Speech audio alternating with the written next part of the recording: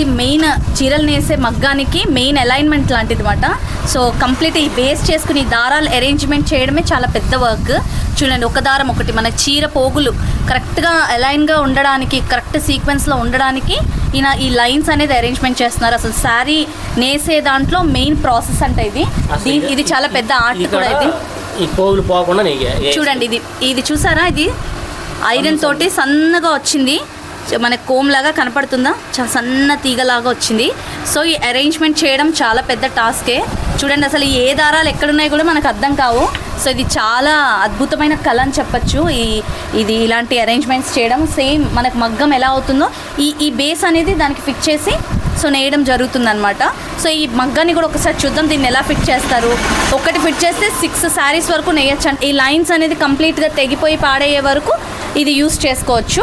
ఒకసారి ఇది మగ్గానికి ఎలా ఫిట్ అయి ఉంటుందో ఇది చూద్దామండి.